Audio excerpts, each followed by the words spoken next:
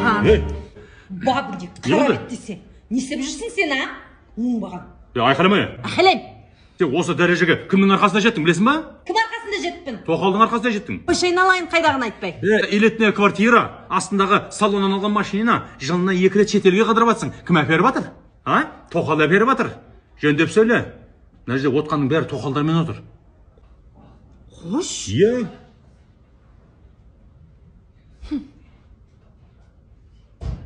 Жаным, ішіндегі ең сұлу біздің тоқал екен ғой, иә? Сен үшін алдым ғой? Жаным, сұлуым. Тату-татты болыңға шекем осылай. Жаным, үйге кеп тұршы, біздің үйге көшіп келші, жаным су.